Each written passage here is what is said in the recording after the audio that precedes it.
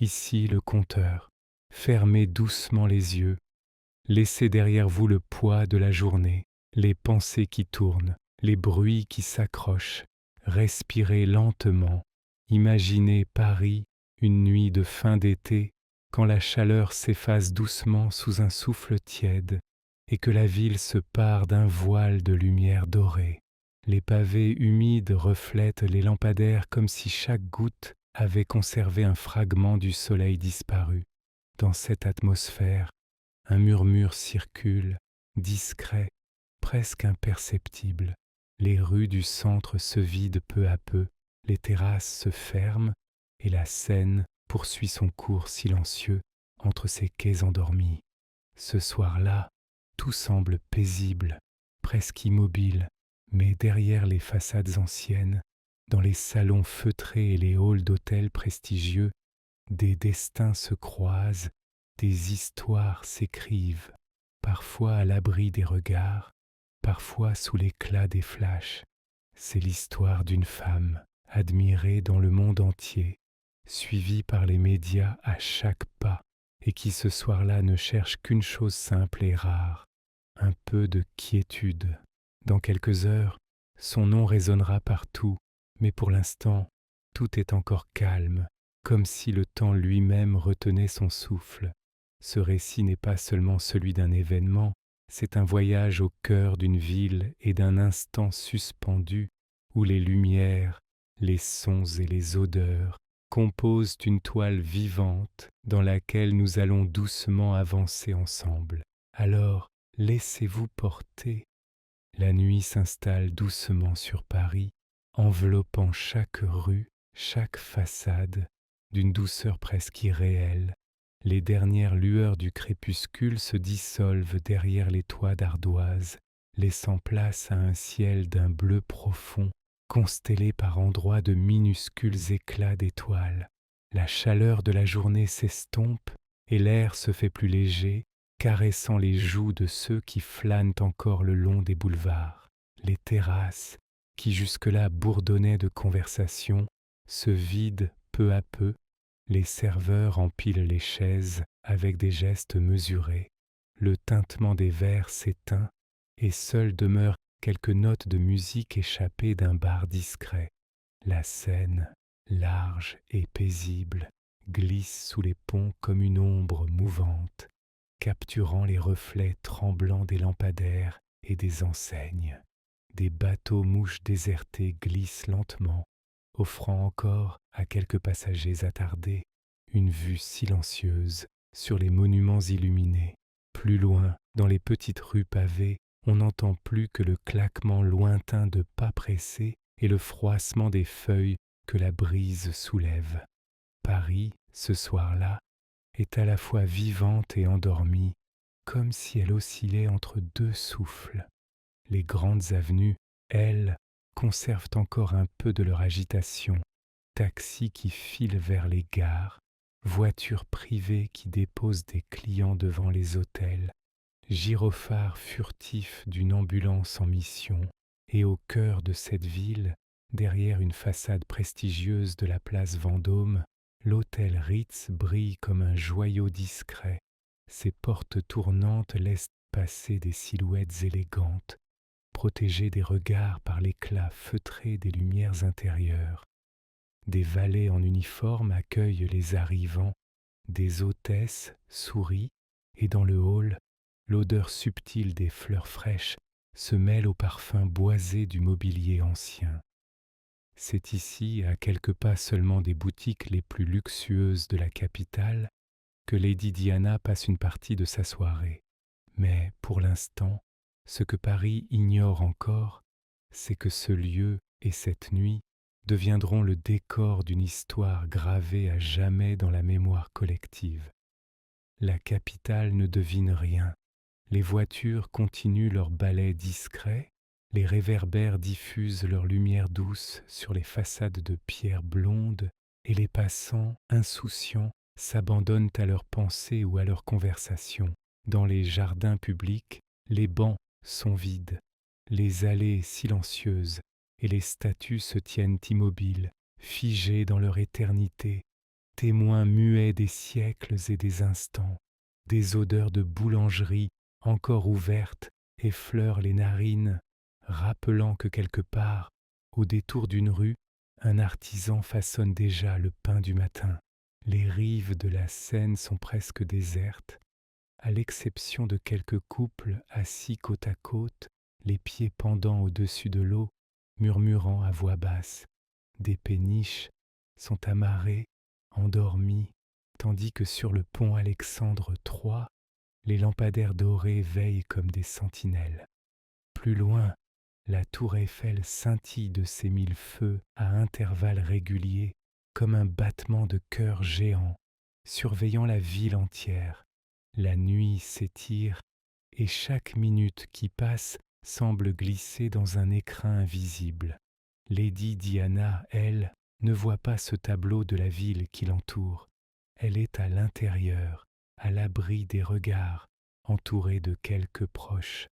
Mais si elle avait pu observer, peut-être aurait-elle ressenti la même sérénité que celle qui flotte dans l'air ce soir-là. Dans une autre partie de Paris, des photographes patientent, guettant une sortie, espérant saisir une image. Ils ne savent pas encore qu'ils suivront bientôt une course à travers la ville. Pour l'instant, tout est encore simple, encore lent, encore suspendu. La capitale, comme une grande respiration, inspire doucement avant que la nuit ne prenne un tournant inattendu. Les quartiers résidentiels plongent peu à peu dans l'obscurité totale. Seuls les halos dorés des lampadaires tracent des cercles de lumière sur le bitume.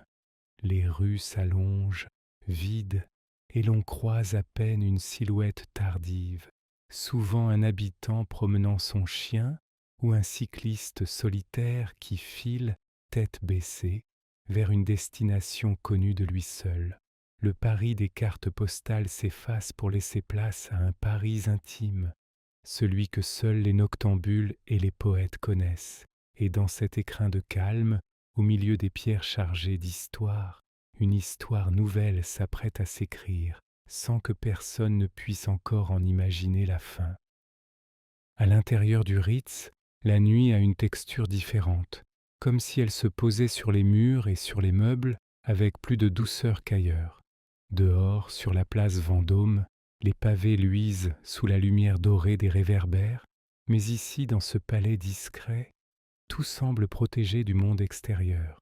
Les portes tournantes s'ouvrent à intervalles réguliers, laissant entrer un souffle d'air tiède et quelques bruits étouffés de la ville.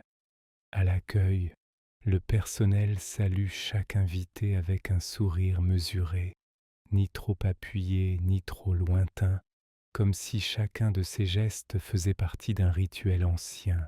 Le marbre du sol reflète les lustres suspendus, dont la lumière chaude caresse les boiseries et se perd dans les recoins feutrés du hall. L'odeur est un mélange subtil, cire d'abeille, parfum délicat porté par les clients, fleurs fraîches disposées avec soin dans de grands vases. Les pas sont absorbés par des tapis épais et seules quelques conversations basses se mêlent au cliquetis discret de la vaisselle dans le bar voisin. Dans ce décor, Lady Diana et Dodi Al-Fayed se tiennent à l'abri des regards, dans une suite spacieuse à l'étage. Les murs y sont recouverts de tissus clairs, les rideaux tombent lourdement jusqu'au sol et les lampes diffusent une lumière douce, presque tamisée. Une table basse accueille deux verres à moitié remplis et au loin, on devine l'écho assourdi des bruits de la ville. La soirée a commencé quelques heures plus tôt avec un dîner dans le restaurant de l'hôtel, un lieu où l'on parle à voix basse, où chaque plat arrive comme une œuvre d'art et où le service glisse entre les tables avec une élégance presque invisible. Les convives, protégés par la discrétion des lieux, échangent des mots, des regards, des sourires. Pour Lady Diana, ce n'est pas seulement un dîner, c'est un moment suspendu, loin des objectifs qui, elle le sait, l'attendent dehors. Dans la suite, elle retire ses chaussures, traverse la pièce en silence, ouvre légèrement une fenêtre pour laisser entrer un filet d'air. Les voilages bougent lentement, comme si eux aussi hésitaient à troubler la quiétude ambiante. Assise dans un fauteuil, elle observe quelques instants le téléphone, posé sur une table, presque comme si elle attendait qu'il sonne, mais il ne sonne pas. En bas, à l'extérieur, le monde est plus tendu. Des photographes, positionnés stratégiquement sur la place, guettent le moindre signe d'activité. Leurs appareils pendent à leur cou, prêts à capturer une image, à la fois simple témoin et acteur involontaire de la soirée. Certains discutent à voix basse, d'autres scrutent les portes du Ritz, persuadés qu'un mouvement se produira tôt ou tard. Les volets de la suite restent tirés, et à l'intérieur, l'atmosphère conserve son calme presque irréel. On parle de sujets légers, on évoque des projets, on rit parfois. Le temps s'étire, fluide, ponctué seulement par quelques allées et venues du personnel. Une femme de chambre apporte du linge frais, un majordome dépose un plateau de thé, un agent de sécurité échange quelques mots discrets dans le couloir. Le Ritz, ce soir-là, est comme une bulle dorée au cœur de Paris. Chaque objet y semble avoir été placé avec soin. Les coussins alignés parfaitement sur le canapé, les livres rangés sur une étagère, les verres disposés à égale distance sur le plateau. Même les horloges paraissent battre un peu plus lentement, comme pour offrir à ceux qui s'y trouvent un répit face au monde extérieur. Dans le hall, les conversations continuent de s'entrecroiser. Un couple rentre d'un dîner à l'opéra, un homme d'affaires discute au téléphone en anglais, deux valets s'échangent des consignes à voix basse. Le bar de l'hôtel, éclairé par des lampes basses, accueille encore quelques clients qui savourent un dernier verre. La lumière se reflète sur les bouteilles alignées derrière le comptoir, créant des éclats dorés qui dansent sur les murs. Au dehors, la place Vendôme est presque déserte. Les pavés mouillés par un arrosage récent reflètent les façades imposantes et les colonnes éclairées. Quelques voitures passent lentement, le bruit de leurs pneus résonnant entre les pierres. À l'autre bout de la rue, des silhouettes immobiles se détachent dans l'ombre. Les photographes, toujours là, patients, comme des sentinelles silencieuses. Dans la suite, Lady Diana jette un coup d'œil par la fenêtre. Elle ne distingue que quelques halos de lumière, et au loin, l'éclat discret des phares. Elle referme les rideaux. Dodi discute avec un membre du personnel, un échange bref, ponctué par des hochements de tête. On parle d'un départ, peut-être plus tard, par une sortie plus discrète que la principale. Dans le couloir, les pas se font rares. Le silence du Ritz est presque palpable, comme si les murs eux-mêmes veillaient à préserver l'intimité de leurs hôtes. L'heure avance, les montres affichent déjà la nuit profonde. Dans le hall, un concierge consulte distraitement le registre, lève parfois les yeux vers les portes, puis retourne à son ouvrage. Chaque minute qui passe rapproche la suite de l'instant où elle se videra, mais pour l'instant, tout demeure figé dans une quiétude fragile. Le Ritz, ce soir-là, n'est pas seulement un hôtel, c'est un écrin. Et dans cet écrin, une histoire est en train de se préparer, encore invisible à tous, comme une vague qui gonfle lentement avant de déferler. L'heure avance dans la nuit parisienne. Derrière les murs dorés du Ritz, le calme apparent commence à se fissurer sous l'effet de décisions discrètes. Dans la suite, la lumière est toujours douce, filtrée par des abat-jours qui diffusent une teinte chaude. Lady Diana est assise près d'une table, observant distraitement les ombres qui dansent sur le tapis. Dodi Al-Fayed se déplace d'un bout à l'autre de la pièce, parlant à voix basse avec un membre de la sécurité. Les mots ne portent pas, mais les gestes et les regards trahissent une discussion sérieuse. Dehors, sur la place Vendôme, les photographes n'ont pas bougé.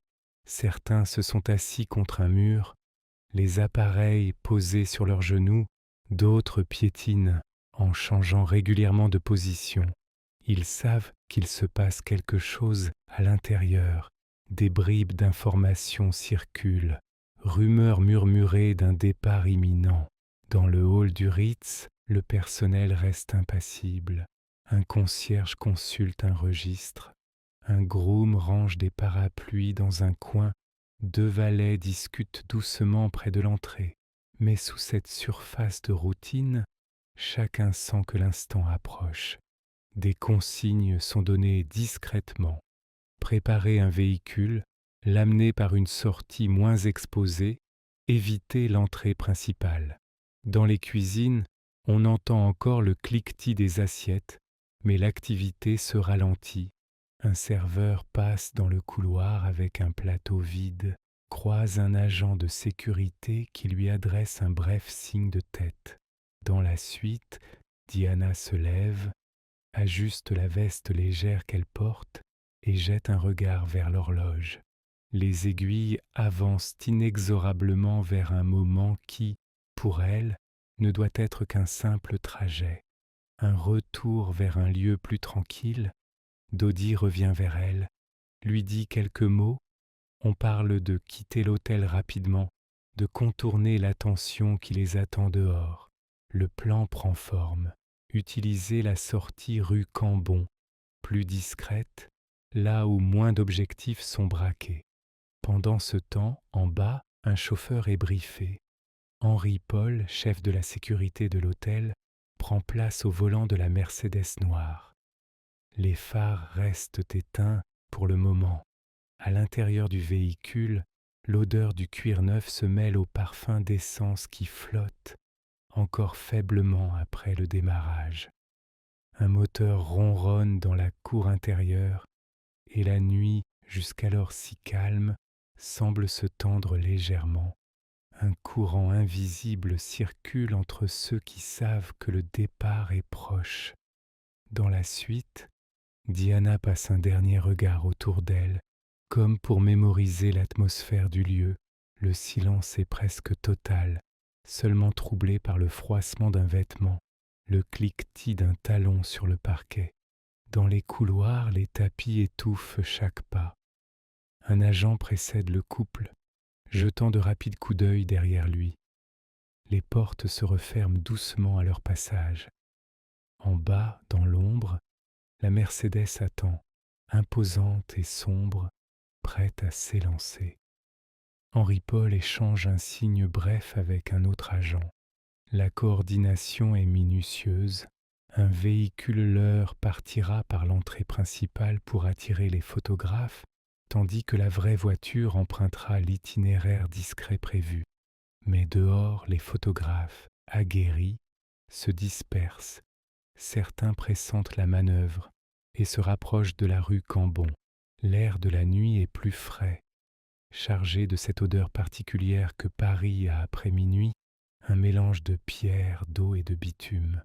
Le bruit d'un scooter au loin perce le silence, rapidement absorbé par le murmure de la ville endormie.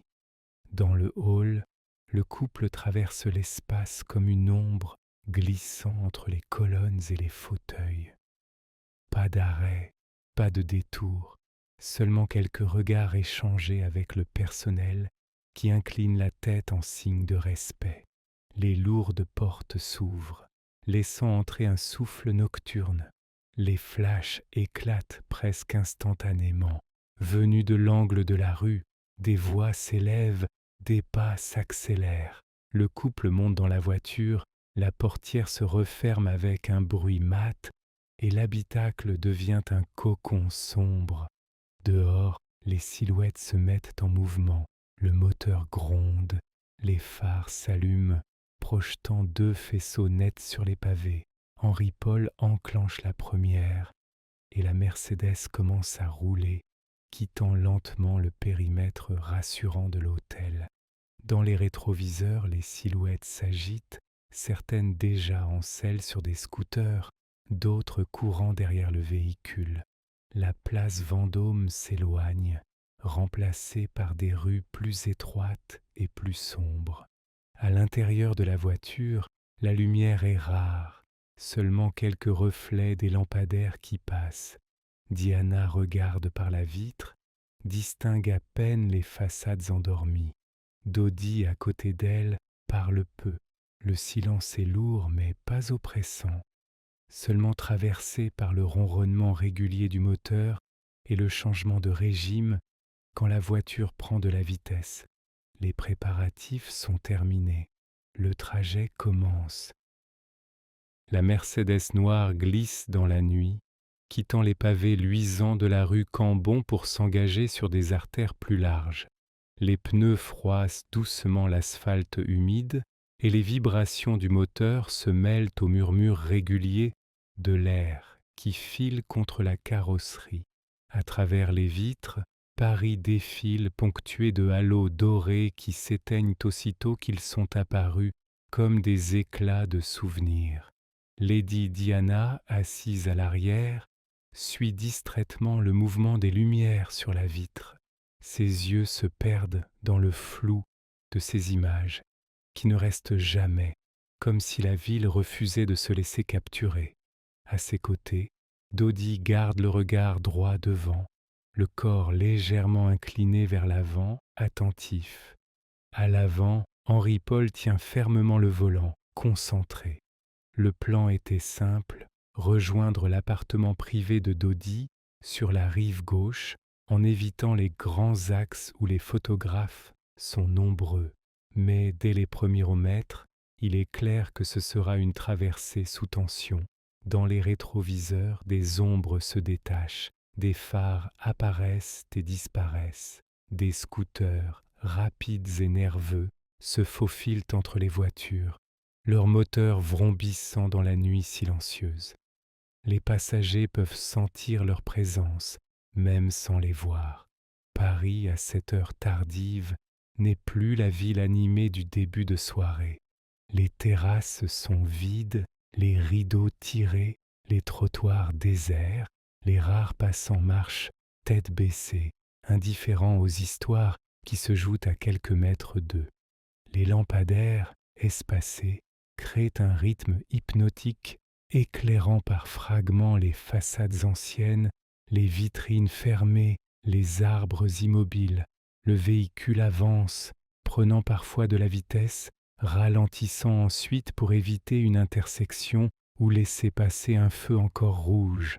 Les virages sont pris avec une précision calculée, comme s'ils faisaient partie d'une chorégraphie silencieuse.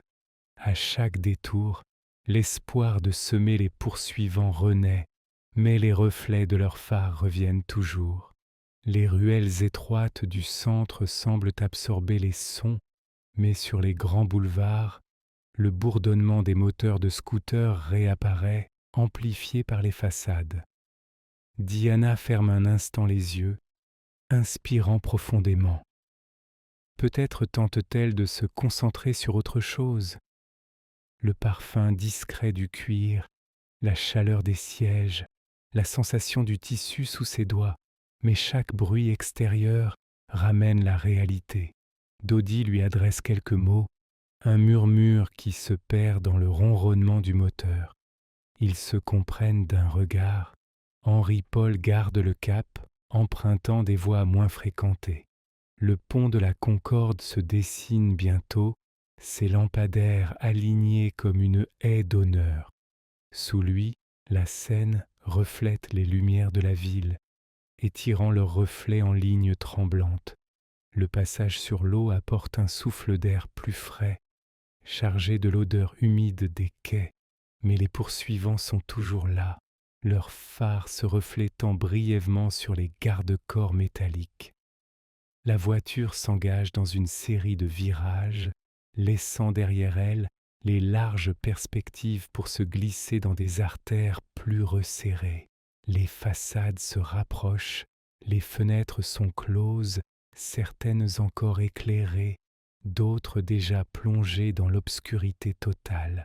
Dans cette partie de Paris, les sons se répercutent et chaque accélération du moteur semble plus forte. Le véhicule s'arrête brièvement à un feu, le temps suspendu pendant quelques secondes. Le rouge baigne l'habitacle d'une lumière étrange, irréelle. Puis le vert revient et la Mercedes reprend sa course. Les poursuivants se rapprochent. Les scooters font entendre le crissement de leurs pneus dans les virages. Des moteurs montent en régime.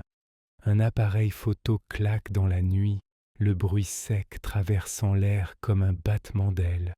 La voiture accélère, le souffle dans l'habitacle change, plus tendu, plus dense. Les passagers se taisent, laissant au chauffeur le soin de trouver le chemin le plus sûr. Les panneaux défilent, indiquant des directions connues. Saint-Germain, Invalides, Alma. Le trajet vers la rive gauche passe par ce point. La Seine réapparaît bientôt, ses quais déserts, ses arches immobiles. La ville semble figée, mais l'instant est tout sauf immobile pour ceux qui se trouvent dans la voiture. Les derniers mètres avant le tunnel approchent. Les lampadaires s'alignent comme pour guider la trajectoire, leurs faisceaux se reflétant sur l'asphalte encore humide. Les phares des poursuivants se rapprochent à nouveau, dessinant de longues ombres mouvantes sur les murs qui bordent la voie. Dans l'habitacle, chaque respiration est plus consciente, chaque geste plus mesuré. La traversée de Paris touche à sa dernière ligne droite. La route s'abaisse légèrement à l'approche du pont de l'Alma, comme si elle s'enfonçait doucement dans le ventre de la ville. La Mercedes avance, ses phares projetant un cône de lumière stable sur l'asphalte. De part et d'autre, les murs se resserrent et le ciel nocturne se fait plus lointain. Les lumières de Paris, celles des quais, des lampadaires et des vitrines, s'effacent peu à peu derrière eux, remplacées par un éclairage plus cru, presque métallique, qui baigne l'entrée du tunnel. Le bruit change aussi. Le moteur, jusqu'alors noyé dans l'air libre, trouve un écho plus dense sous les voûtes de béton. Chaque accélération se propage en un grondement sourd qui vibre dans les parois. Dans l'habitacle, Lady Diana garde les yeux ouverts, le regard tourné vers la vitre, captant par instant le reflet fugitif de son visage. Dodie, assis près d'elle, conserve cette posture légèrement penchée vers l'avant, comme si chaque seconde de ce trajet demandait attention. Henry Paul, concentré, tient fermement le volant. Dans les rétroviseurs, les phares des scooters poursuivants éclatent par intermittence, semblables à des éclairs miniatures dans la nuit.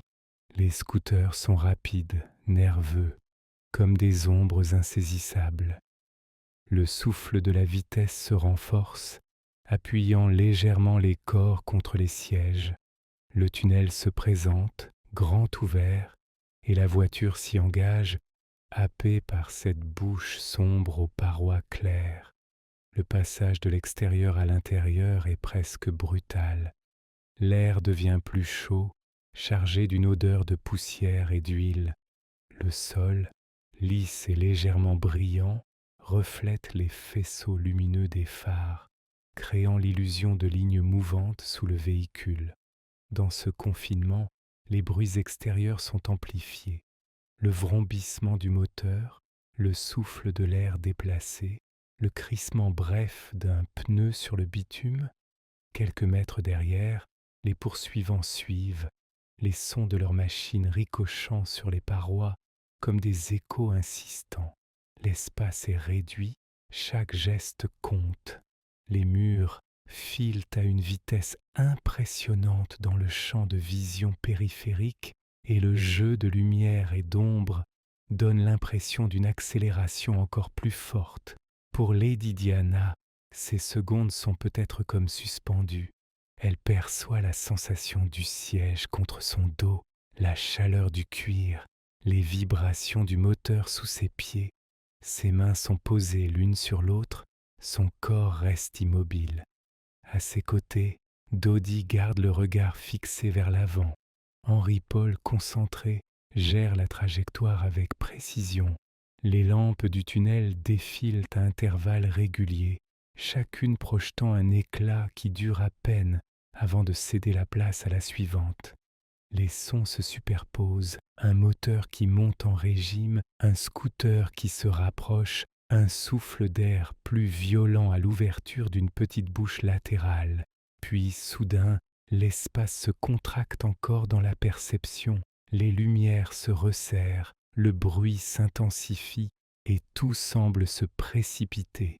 Un éclat métallique, un choc bref, un mouvement incontrôlé. L'habitacle est secoué, les objets glissent, les corps se déplacent contre les sangles et les sièges. Un grondement sourd emplit l'air, suivi d'un silence brutal, presque irréel.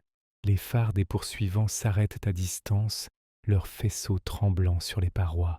L'air du tunnel, lourd et stagnant, semble soudain plus épais, saturé d'un mélange d'odeurs d'essence, de gomme chauffée et de métal. Les secondes qui suivent sont étranges, étirées comme si le temps hésitait à reprendre son cours. Des voix résonnent, d'abord lointaines, puis plus proches. Des pas précipités claquent sur le sol, des ordres se lancent en plusieurs langues. Les scooters sont arrêtés, certains pilotes descendent, appareils photo à la main, d'autres reculent, pris dans un mélange d'hésitation et d'urgence.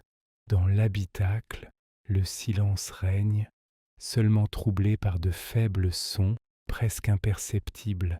Les feux du tunnel continuent de projeter leur lumière régulière, indifférents à ce qui vient de se produire. La scène est figée, mais autour, Paris continue de respirer, inconsciente pour l'instant de ce qui vient de se jouer sous une de ses voies. Dans les minutes suivantes, le tunnel de l'Alma ne sera plus un simple passage pour les voitures de nuit. Il deviendra un lieu marqué par un souvenir que le monde entier connaîtra bientôt. À l'extérieur, Paris dort encore. Les volets sont clos, les rues presque vides. Les réverbères projettent leur lumière pâle sur des façades muettes. Mais au tunnel de l'Alma, l'atmosphère a changé, comme si un point invisible avait basculé. Les gyrophares commencent à colorer les murs de lueurs bleues et rouges, projetant sur le béton une danse silencieuse et inquiétante. Des véhicules d'urgence arrivent, les uns après les autres, leurs sirènes désormais coupées, remplacées par le bruit sec des portières qui claquent et par les pas pressés des secouristes. Le tunnel, il y a quelques minutes encore traversé par le murmure discret de la circulation, est maintenant figé dans une étrange immobilité, interrompue seulement par les ordres lancés à voix basse et les gestes rapides de ceux qui savent que chaque seconde compte. Les hommes en gilets fluorescents se penchent autour de la Mercedes noire, parlent peu, agissent vite. Dans l'air flotte un mélange d'odeurs, l'essence, le métal chauffé et ce parfum indéfinissable qui accompagne toujours les lieux où l'urgence s'installe. Au-dessus, à la surface, des passants se rassemblent, attirés par les lumières et l'agitation inhabituelle. Certains demandent ce qu'il se passe, d'autres observent en silence, conscients que quelque chose de grave se joue sous leurs pieds. Plus loin, dans les rédactions de Paris, les téléphones commencent à sonner. Des journalistes, réveillés en pleine nuit, griffonnent des notes, relaient des informations encore floues. Les agences de presse transmettent des dépêches brèves, prudentes, mais déjà les mots accident et pont de l'Alma apparaissent. À Londres, le décalage horaire rend la nuit encore plus profonde. Dans certaines rédactions britanniques, une lumière s'allume, rompant le noir. Les premiers appels partent vers des correspondants à Paris et les phrases sont les mêmes, courtes, sèches, vérifiées, confirmées, rappelées. Les minutes s'écoulent, mais elles semblent plus longues qu'à l'accoutumée. Dans les services de secours, la tension est palpable. Chaque geste, chaque mot pèse lourd. L'ambulance qui transporte Lady Diana s'engage finalement dans les rues de Paris, roulant à vitesse mesurée, comme si la ville entière retenait son souffle.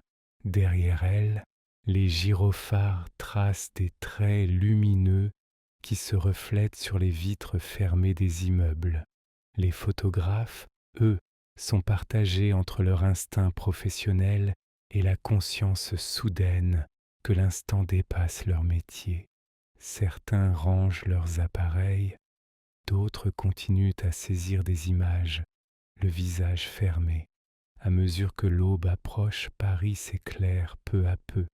Les premières lueurs grises glissent sur les toits, effacent les ombres les plus profondes. Mais dans certaines rues, l'agitation est déjà inhabituelle. Devant l'hôpital de la Pitié-Salpêtrière, où la princesse est conduite, des voitures se garent en urgence, des silhouettes pressant le pas, et les entrées sont surveillées. Les premières caméras apparaissent, les premiers micros aussi, tendus vers toute personne susceptible de dire quelques mots. À Londres, dans les maisons encore endormies, les postes de télévision commencent à diffuser des éditions spéciales. Les visages des présentateurs sont graves, leurs phrases mesurées. On parle de blessures graves, on parle d'incertitude.